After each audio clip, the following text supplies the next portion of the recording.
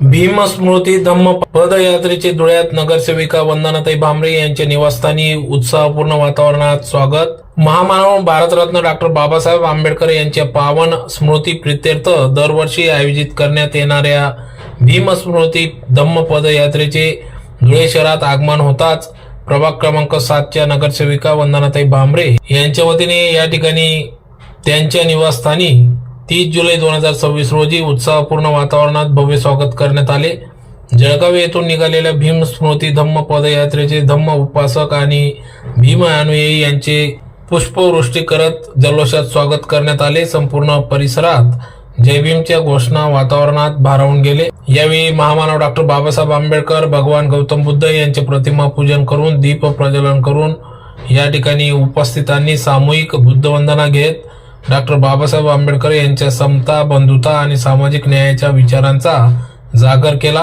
कार्यक्रमास धम्म उपासक, भीम अनुयायी, महिला पुरुष कार्यकर्ते, परिसरातील नागरिक मोठ्या संख्येने उपस्थित होते। उपस्थितांनी भीम स्मृती धम्म पदयात्रेचे स्वागत करत सामाजिक ऐक्य, मानवता आणि बौद्ध धम्माच्या विचारांचा प्रसार करण्याचा संकल्प व्यक्त केला।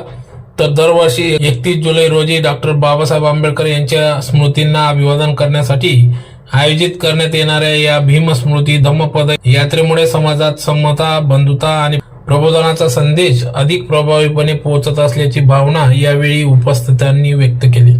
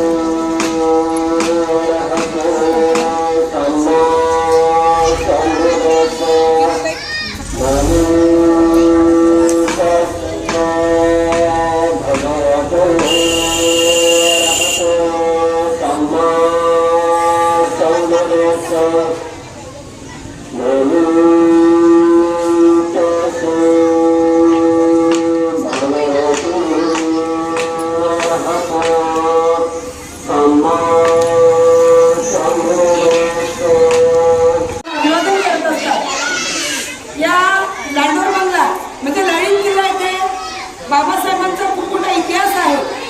एका कोर्टाच्या कामानिमित्त बाबासाहेब येतात आणि त्याच ठिकाणी बाबासाहेब मुक्कामी थांबतात आणि हा आपल्या धुळे शहराला एक बाबासाहेबांचा पावन स्मृती तिथे आपल्याला लाभलेली आहे। आणि असं आपण त्या ठिकाणी बाबासाहेबांना अभिवादन करण्यासाठी आपण सगळेजण तिथे आलेलो होतो आणि त्याच निमित्ताने एक सुंदर असा उपक्रम आपल्या धम्मगुरूंनी, बनतेजींनी राबवलेला आहे। बनते नागसेनजी यांनी राबवलेला आहे आणि ते जळगावहून 100 किलोमीटर पायी पदयात्रा दररोज, दर मुक्काम, दर पोस्ट, दर मुक्काम याप्रमाणे ते आज धुळ्याचे त्यांचं आगमन झालेलं आहे। आणि धुळ्याचे आपल्या सगळ्यांचं मी धुळे नदीमध्ये आमचे सर्व उपासक, उपासिका, सर्व भिक्खू संघाचं आम्ही स्वागत करतो आणि भिक्खू संघाने आपण आम्हाला 2 मिनिटं मार्गदर्शन करावं, आशीर्वाद करावा।